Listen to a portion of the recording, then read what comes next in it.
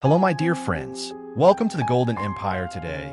We're going to dive into the thrilling story of Alexander the Great, a man who conquered half the known world by the age of 32 from a tiny kingdom in ancient Greece. Alexander the Great led his armies across vast continents, forging an empire so grand it reshaped the world's borders, cultures, and dreams forever. But how did one young man achieve so much in such a short time? What sparked his unstoppable ambition? Let's step back in time and discover the incredible journey that began with a boy and his horse. Alexander was only about 12 years old when a huge black horse was brought before his father, King Philip of Macedon. The horse was beautiful, powerful, but completely wild. It kicked, it made, it bit. None of the king's soldiers could ride it. Philip was ready to send the horse away, but young Alexander stepped forward. He said, "Father, the horse is only afraid of its own shadow." Everyone laughed. What could a boy know about such a beast?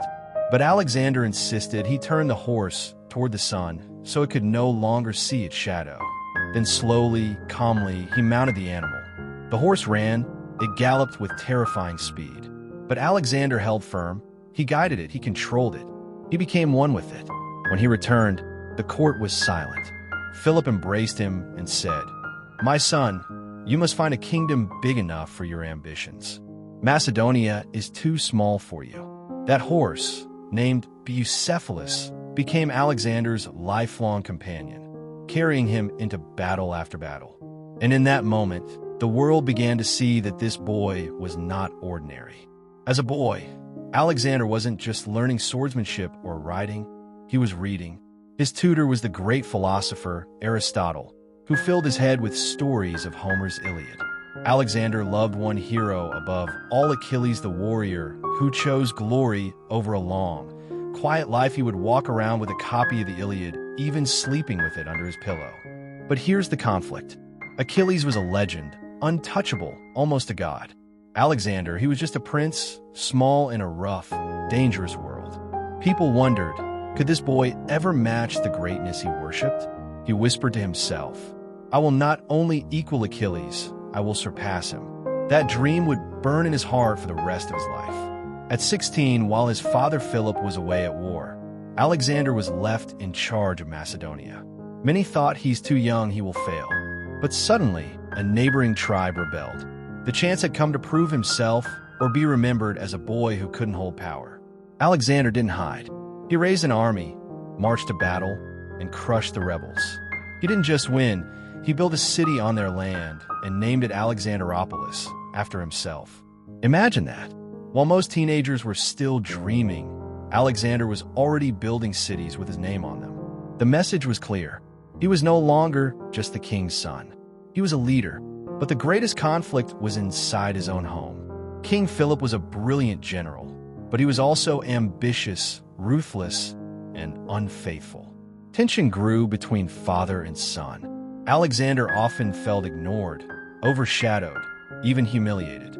At Philip's wedding to a new wife, one of the king's men insulted Alexander, saying, "Now the king will have a true heir." Alexander, furious, threw his cup and shouted, "Am I a bastard then?" Philip, drunk, tried to draw his sword, but stumbled to the floor.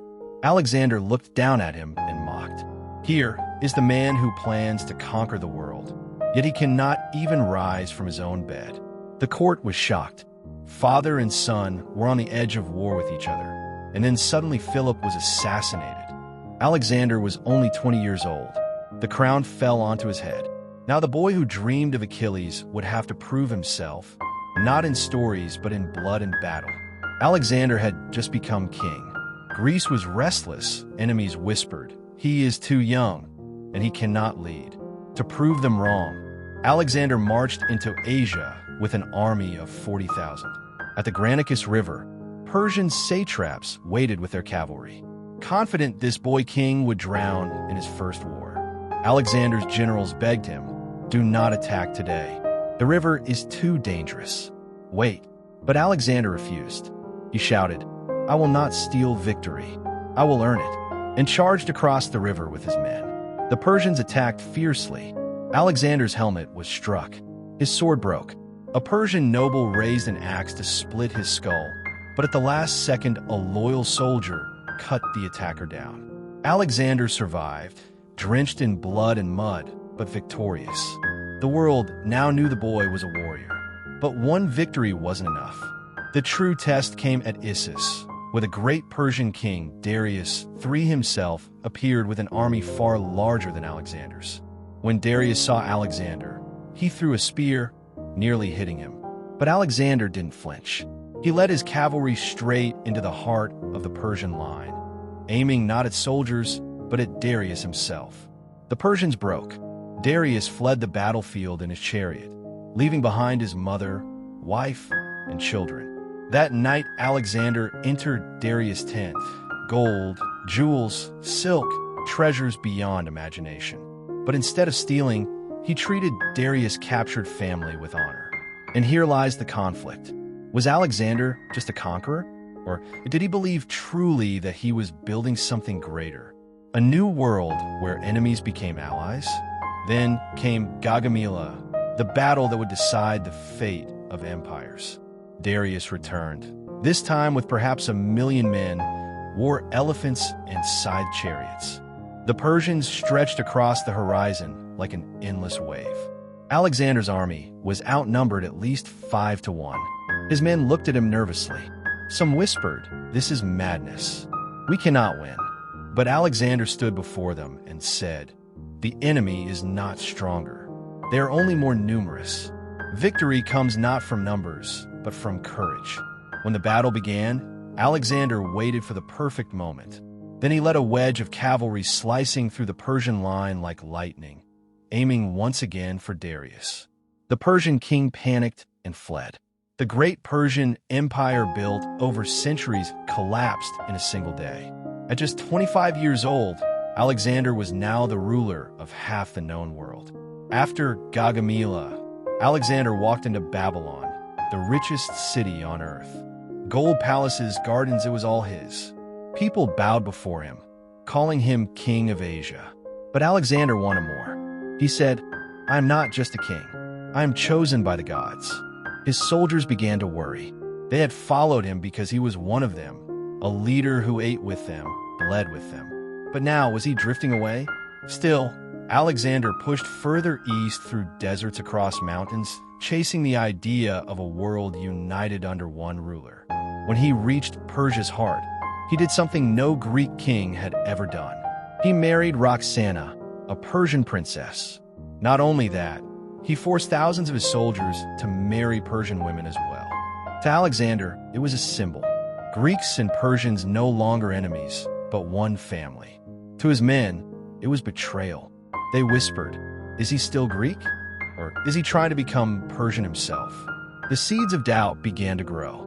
Still, Alexander would not stop. He led his army into India, where rains flooded the land and elephants charged like living tanks. At the Battle of the Hydaspes River, Alexander faced King Porus, a giant man said to be over 2 meters tall. His elephants terrified the Greeks, trampling men underfoot, but Alexander adapted. He split his army, attacked from the flanks, and after a brutal fight, he captured Porus alive. When asked how he wished to be treated, Porus said simply, like a king. Alexander, impressed, spared him, and even gave him more land. The boy who once burned to conquer was now learning the power of respect. But at last, his own soldiers broke. On the banks of the Ganges River, Alexander planned to march deeper into India. The men, exhausted and far from home, stood silent. Then they spoke. "We will go no further."